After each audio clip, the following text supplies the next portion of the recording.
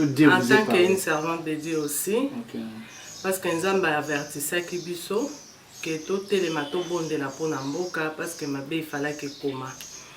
Omoni eza na babiloko mosusu quand bien même le monde des ténèbres azosala yango, parfois Dieu permet que esalama mpo gloire ezonge epa Nzambe et mpo Nzambe azongisa peuple na ye na nzela.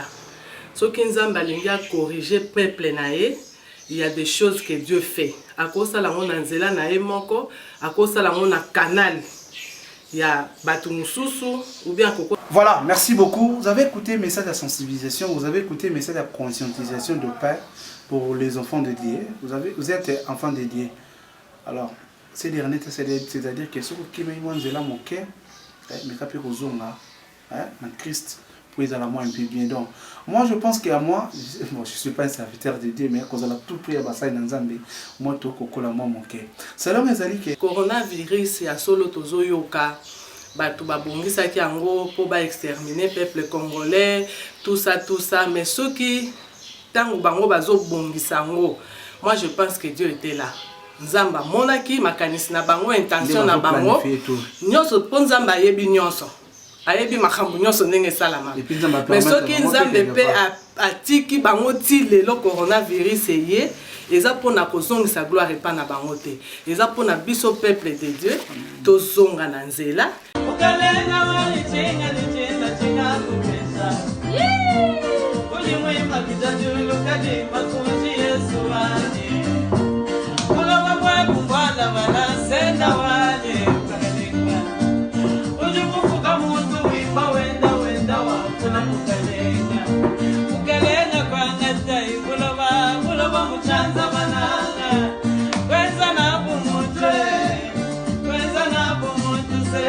Salut, allez vous abonner à la chaîne. Shalom peuple de Dieu, merci beaucoup chers amis fidèles, tous les spectateurs de la chaîne Molière Télévision une fois de plus.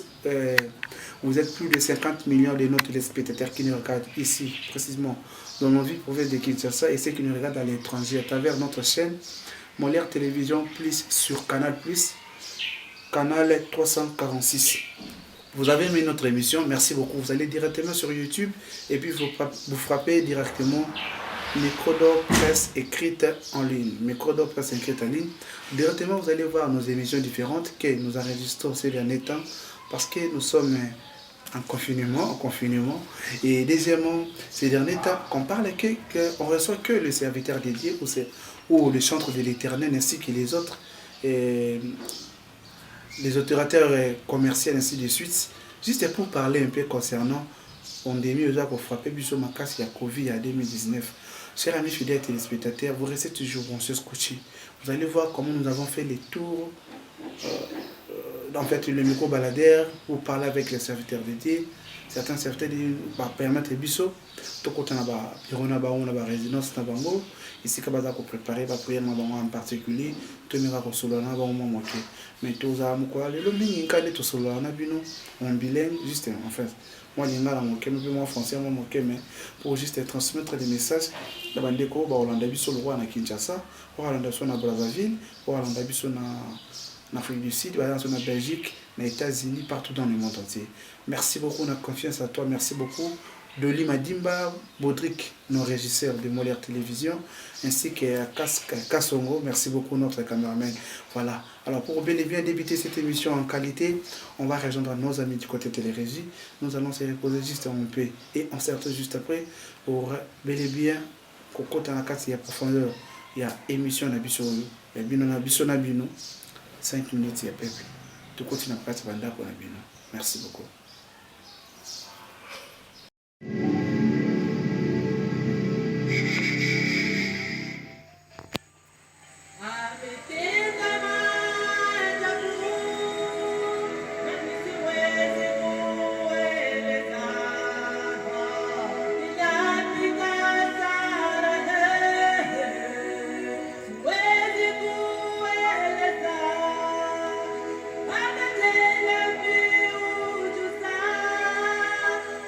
With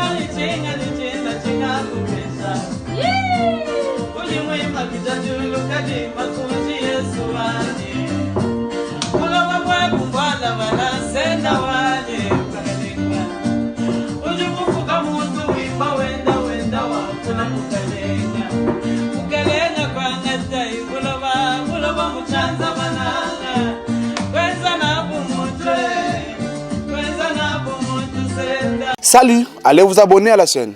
Merci beaucoup, cher ami. Et après, tout ce solo-là, précisément dans la résidence, il y a maman Marie-Josée, Souri dans s'est trompé bien, parce que mon client avant tout ça, la émission, là, maman, on a bossé, mais maman a rappelé, c'est-à-dire, et si moi après, tant bien, nous avons fait raison, ça ne pas de connaître, on n'a pas vraiment la support. Merci beaucoup. Alors, bonjour et bonsoir, maman Marie-Josée, la prophétesse. Bonjour, bonjour. Nzambe à mon abino. Encore une fois, ça fait des années. Ça fait longtemps, la RTDV. Voilà. Tant que benga kinga na wanda we bate kezayo, mais tant que na moni que déjà tout ça no ba émission moi ebele. Na o itali musique. Voilà. Ce que le nom na yebio na casquette ni. Bon. Ba casquette ezebele enga. Lelo.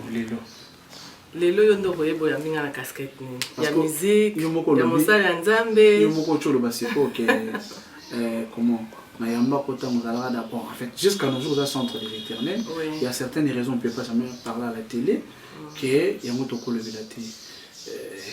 À l'époque tout na mozala marié déjà. Oui. Jusqu'à nos jours. Oh, une question à tout yo. Voilà, maman. Prophétesse. À l'époque, on a prophétesse en fait. Non, Nazala qui. Bon, prophétesse, c'est trop dire aussi. Hein. À l'époque, on a servi quand Nzambe na loyembo et puis on a servir Nzambe na l'église, na biso, na ba département de femmes, tout ça.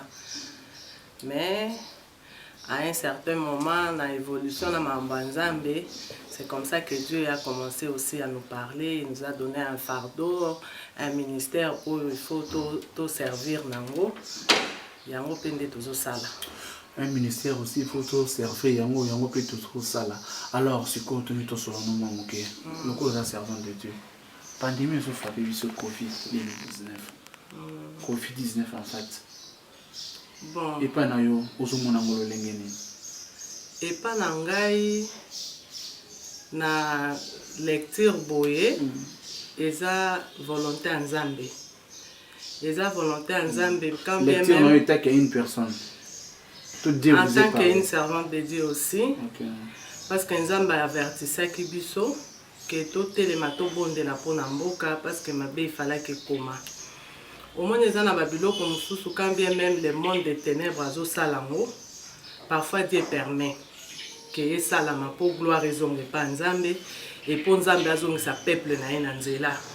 Ce qui Nzambe alinga corriger peuple na il y a des choses que Dieu fait. À cause de la nzela na moko, à cause de la canal. Il y a batu mususu ou bien à cause de la canal il y a le boko mususu. Mais lui-même, il sait ce qu'il veut faire. Par rapport, il y a comportement, il y a peuple de Dieu. Par rapport, il y a désobéissance. Il y a des choses que Dieu permet. Même dans la Bible, tout le monde va les belé. Peuple bandaï ko se détourner dans Nzambe. Tant que bazo kene na ba guerre mususu, Nzambe va ko permettre échec. Azo permettre échec te que pour andimi bazala na échec. Azo permettre échec pour bazonga sima ba mituna pour na nini to échouer. Parce que Nzambe azali ko permettre ko bandai ko promettre toujours peuple à Israël que il était leur Dieu. Présence en Nzambe ko kai ko sala échec te na peuple à Israël. Alors ceux qui peuple à Israël a se détourner na volonté en Nzambe, Nzambe azali ko permettre ba échec moko boye et comme la bango na vie, makambo moko boye makase comme la bango na vie pour bazongela Nzambe. Tant que bazongela Nzambe Nzambe atamboli lisusu na bango. Coronavirus ya solo tozoyoka. Batu babongisaki yango po ba exterminer peuple congolais, tout ça mais ceux qui tant bango bazo bongisa yango, moi je pense que Dieu était là. Nzamba monaki makanisi na bango intention na bango. Nyonso po Nzamba ayebi nyonso. Ayebi makambu nyonso ndenge salama.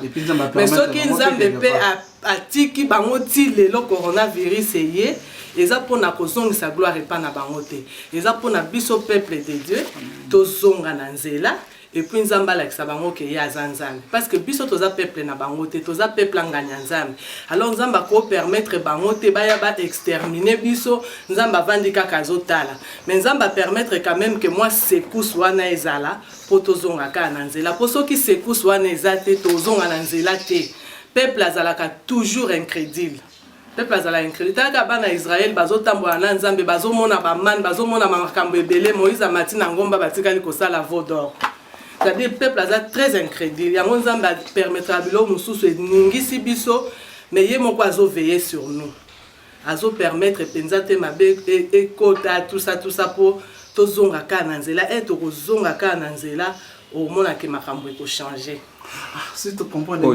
tangu Jonas akomi na kati na mboka na Ninive a annoncé message wana peuple ya Ninive etelemaki elati basak et gêné pour na mboka na bango pour mawana nzambe esa nini ekita na mboka na bango. Marie-Josée Tambwe qui vous du ministry international oe kambamaka na yemoko maman Marie-Josée Tambwe la servante de Dieu a salaki conférence de presse et pas wapi azalaki liboso ya ba journaliste pe basali na nzambe bazalaki wana bongo invité spécial ezalaki apôtre Timothée manana ya mboka Afrique du Sud. Maman Marie-Josée Tambwe atalisaki vision na ye sur l'intercession pour la nation congolaise oyo a dénommé yango losambo ya baleli ayebaki kosala exposé kitoko penza batu bayebaki koyeba likanisi oyo nzambe apesi pona mboka na biso RDC bango bazoyemba debout congolais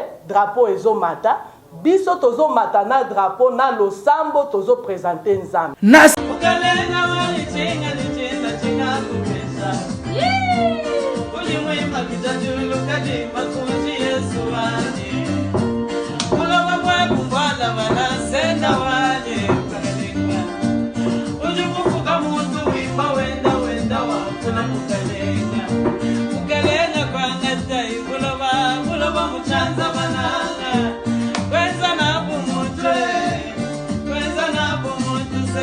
Voilà, merci beaucoup maman prophétesse. Lecture au Sali, si je comprends bien quelque part aussi, aujourd'hui qui sur la Nzambe, quelque part.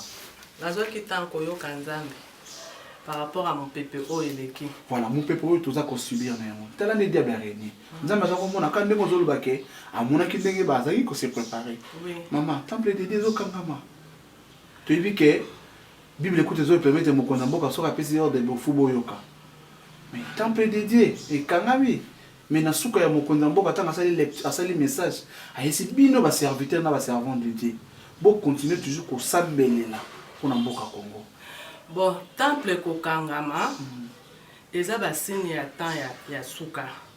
Mais ce et comment in Apocalypse verset bon verset pour nous soit yebi verset en fait il faut na luka mais et comment manango ke na basine ya temps de la fin ba église et kokangama tout ça auto vivre lelo ce sont des signes mais ceux qui mukonzi mboka alobi ke to kanga ba église eza moi je pense que ça par rapport ya mu pepe ya maladie ndenge zozwe la bato et ceux qui totali biso na ba église ne tokutana ke belé to uti bipa ebele to kutani na l'église pour to kumba melanzambe l'église alors ceux qui net ba église ya minene makasi o esangisaka ba 3000 ba 4000 personnes mutu moko aye azana maladie wana oyebi contamination nango eza facile donc batu wana moi je pense que mesure wana ezaka pour na protéger peuple et eza mesure moko que ceux qui mu pepo eleki ba église ekozonga nango ezaka ko éviter ba contamination wana soki lelo biso to beli papa yo moko yebi maladie wana tozomona kutu na ba Italie wana bazana na ba hôpital moko ya bien batu ba okufa biso ba ocha biso wapi donc les sens moko ya ko protéger biso poso to komi ba 1000 ba 2000 personnes na kanisi biso ba congolais to okufa ebele po yo nanga to yebi hôpital nini ya mbabiso na condition nini o ba oyamba biso na condition nini ba koyamba biso mosali na nzambe na komona zoko pousser ngana tunuka bituna mais tikanga ina ko baga toujours na position na zaleli pour dans la moins pays madame puis na solo le na baninga musuba ko isa biso ke bino puis quelque part vous a unité bino bosali nini te basali nzambe bokipi kosangana te mpona kochasse esprit wana quelque part mpe malade yango eza nango na Congo tu bete ezali bon bete bozela kanyaka kaka ya na église de réveil ali bobanda oswanda kanyaka mpenza te korenir bato bakonzi ya mboka balobi bato bazala plus de 20 te mais basali ya nzambe na Kinshasa baza ebele bakokoma ata ba 500 bakose renir ndenge nini. Mais moi je pense que chaque mosala ya nzambe bisika azali azwi fardeau ya makambo azobondela tozomona ngo na ba internet. C'est une façon aussi de prier des gens avec des gens eza façon moko oyo eza na bato basi bayebi ke héros pasteur terre lazoleka tolingi tobondela mpona makambo ya malade oyo eza mpe tozosambela na ba église temple te mais na bandako na biso tozosambela et église eza mpenza kaka ba mire wana tokendaka te. Église c'est dans le cœur de quelqu'un. Ceux qui yo osa chrétien on dit mais là Jésus Christ lokola mokonzi pe mobiki sinetinga a epa nanga to sala ba culte avec ma famille to sambela pe pona mboka ezaka te tokende na église mais o eza période moko boye po eza na makambo moko boye komi na mboka mais après période tozonga na ba église na biso nous allons prier parce que nzambe aza likolo na nyonso oyebi makambo ya coronavirus oyo eza enseignement nzambe alingi alakisa na bato basali yango ke likolo nango nzamba aza po ezoboma bango moko.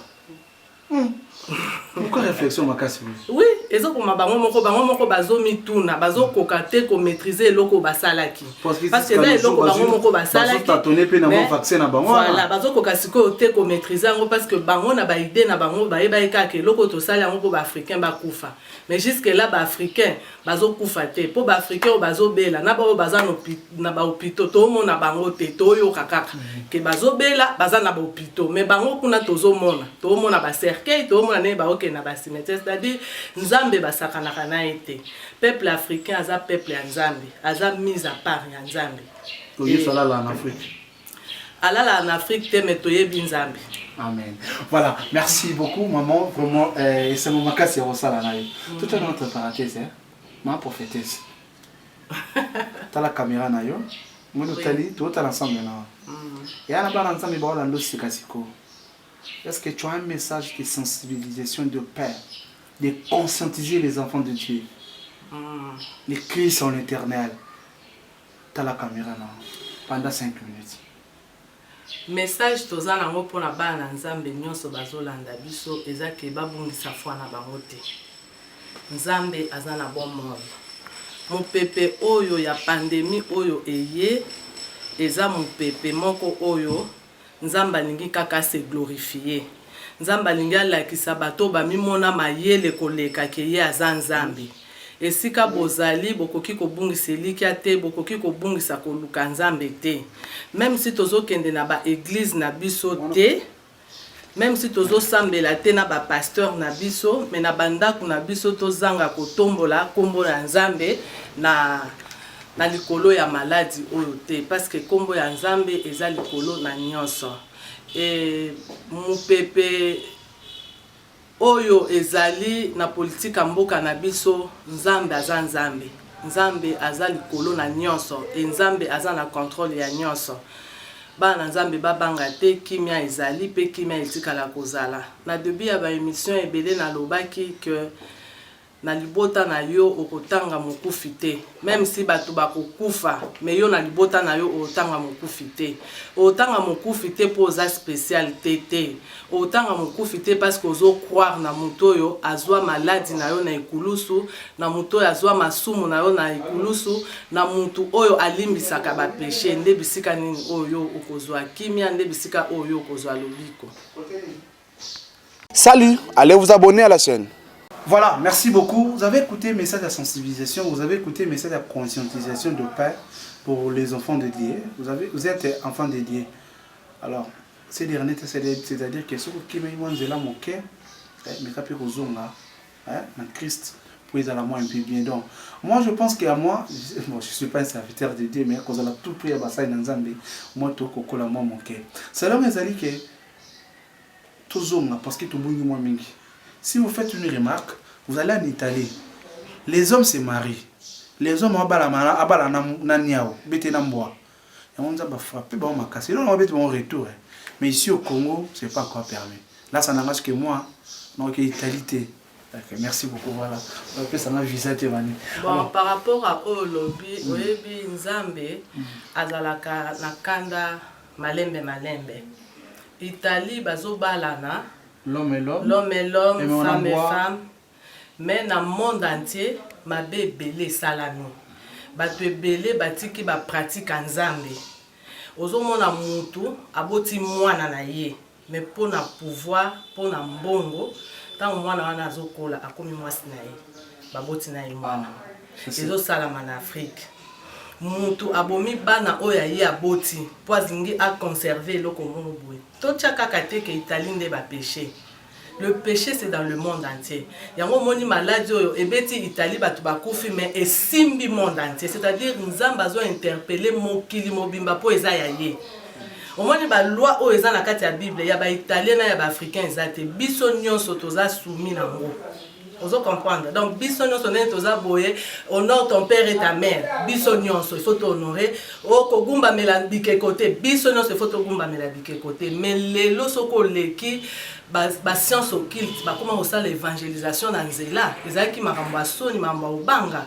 Lelo soki olingo zwa musala ya bien il faut batuna yo lojaka wapi c'est-à-dire bazolinga kolakisa nzambe ke kuna epa na bango nde bato bien baza nzambe apambolaka te nzambe apesa misala te nzambe apesa mutu akoleka likolo ya nzambe aza te bango moni nzambe afrappe mokili tozonga nano autilize pe kaka mutu po tozwa frappe wana tozongela nzambe ntango mutu nyonso akoreconnaître bipa aza basacrifice humain salama makila bato ezoganga nzamba kotikala kaka kovanda boyete c'est-à-dire aza nzambe te nzamba corrigeaka toujours peuple na ye oyo eza kaka correction eza correction tokoko eza avertissement eza correction pe avertissement po ya minene pe koleka ekoko ya nango pe ekoya. Mais déjà un rôle mutu nyonso oya ko reconnaître na coin na ye ke ngai na ndenge nga nazaleli lisumu na nga na sala ki boyeboye nzamba sa nini alimbisa ngai nzamba ko limbisa e biso nyonso na kati ya bandako na biso même batie biso na ba confinement mutu nyonso ya ko reconnaître na ba konzi mboka na biso pe ba reconnaître ke mabezali oyo po na ba mboka nyonso mabezalaka ba reconnaître makambo wana liboso le roi de roi nzamba yo kabiso mawa kimia ekokota po ata lelo bato bazo gouverner biso bazo kokape ko gouverner biso te parce que toza na kati ya kokangama misala ezo sala bien te fin du mois yango lobi il faut ba futa bato ba production et salamité au moins que zelo moko boye déstabiliser ba mboka ebele. Yango tozo benga peuple de Dieu batu nyonso na ba oyo bayamba Yesu lokola mokonzi pe mobikisi na ba oyo nanu bayambi ete occasion ya koyamba ye yango kozonga na nzela nzamba yo kabiso mawa alimbisa biso toza peuple moko oyo nzamba lingi mingi nzamba kela biso te po anyokola biso nzamba kela biso po nzamba lingi biso mais biso siko tozo tambola selon volonté ya nzambe te yango nzambe alingi kozongisa biso na nzela na ye po tokende liboso mais coronavirus nde biso eboma biso te toyo kango kandinge toyo kango wana pe biso ba africain to tatola nzambe. Merci beaucoup maman prophétesse et maman Marie-Josée, l'artiste et musicienne hein, chrétienne. Merci beaucoup Riel, il me fait signe parce qu'on va déjà commencer à chuter. Maman dit que c'est maintenant mon cas c'est temps OK. Ça fait longtemps que ça là nayo mais ezali démarrage encore une fois pour nous recommencer nayo. Amen. Alors et dans mon tournoi moko boye olinga ki na tuna yo à travers à traiter émission to ça nayo pour le côté mana banzela à YouTube nous tourner à internet pour Rolando partout et dans mon tournoi moko olinga ngai na tuna yo durant 15 à 17 minutes to ça nayo na tunyo mo tuna na tie ce qu'on joue jouer rôle le quoi yo mo journaliste et puis le quoi yo mo invité alors me poser question me répondre. Bon, question à Liboso n'a mis posé question par rapport à Makambo et les Kanamikolo na politique en Boka Nabiso, Bakangi Vital Kamerhe. Président de la République, Moutou Sali ke Bakanga Vital Kamerhe. Eza complot, Eza boyena boy, Eza boyena boy. Réponse Eza que dossier à Vital Kamerhe, Eza dossier moko judiciaire. Justice Eza indépendante na Boka Nabiso. Ce qui lelo a koutami na parquet, c'est-à-dire parquet a interpellé pour les na ba fait moko boye ba akizé. Ce qui parquet a interpellé yo elingi kolobate ke bakangi yo babomi yo et interpellé yo po eyoka yo par rapport à makambo ba fundi yo. soki makambo wana bafundi yo yo répondre que eza bongo te moyen parquet pe akanga yo eza te po eza débat boni bakotia na boloko kasi batiki en détention pourquoi olobi wani batiki so na boloko kasi po bazosala nanu banquette bakoki kotika ete batie na détention oui provisoire bakangi ete jugement nanu esalami te ntango batie bongo eza ke bazosala banquette par rapport ya bafait oyo baza nango bazala na bapreuve nango ntango sikoyo bakointerroger ke a se défendre ke makambo wana bazoloba eza ye te ye mpe alakisi bapreuve nango wana justice ekotika ye ça n'a rien à voir na chef de l'État. Donc moi confusion wana emeka kolongwa mwa moke justice azosala musala na ye nalandaki interview moko ya chef de l'État alobi même ye moko soki akweli mbemba eza na procédure oyo mpe baosala mpo balandela ye parce que alingi état de droit. C'est-à-dire pour na peuple oyo nyonso ezoluka eloba ematisa mungongo pour na Vital Kamerhe aza congolais moto oboma ye azate ezaka justice ebengi eyoka ye soka lobi na ye ke ye makambo wana ye bien mote justice ekene place moko te soki pe se retrouver que na makambo wana aza justice eyebi ndenge nini ekozwa en charge na ye wana nde question pe mutuna na ngaki na mituna yango wana na mituna question mususu makisa question mususu nalingaki na mituna que na moment oyo pandémie oyo ezozwa mokili mobimba biso peuple de Dieu enseignement nini tozozwa parce que eloko nyonso eyaka il faut enseigner biso tango ekomi bongo siko enseignement nini tozozwa et anonanga eza que enseignement tozozwa eza que likolo ya Nzambe eloko mususu eza te Nzambe aza likolo ya nyonso Nzambe aza likolo ya maladi Nzambe aza likolo ya mipepe Nzambe aza likolo ya batu Nzambe aza souverain donc mipepe nyonso ya maladi oyo ye eza kaka po enseigner biso ke totambola na kobanga Nzambe parce que à tout moment akoki ko arracher yo mais soko zotambola na kobanga Nzambe Bible lobi l'ange de l'Éternel campe tout autour de ceux qui craignent Dieu et il les arrache en danger. C'est-à-dire ata corona koti na ndako so na otambola na kobanga Nzambe a permettre ngate na bela maladie wana Nzambe pambola.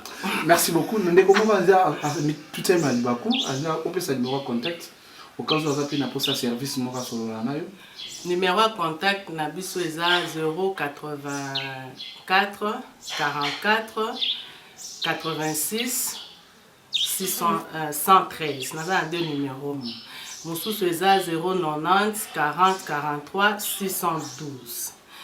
Naza ministère, naza église te.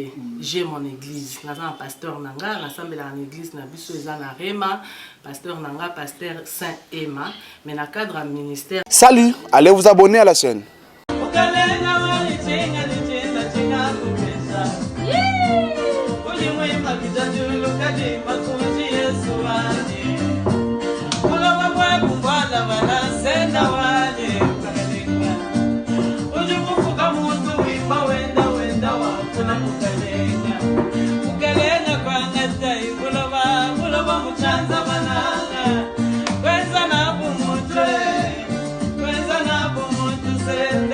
La banane koloba numéro église na biso eza na Lemba Terminus na avenue Zizi numéro 17. Pasteur nanga comme na pasteur Saint Emma.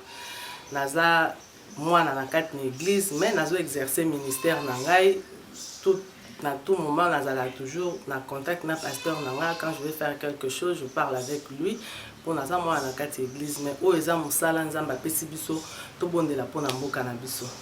Voilà, merci beaucoup. Cameraman na biso aza yebo daloma. Atuninga mutuna moko yo répondre. Papa bana asape mosai na Nzambe. Mutuna na batu nyonso batuna ngai.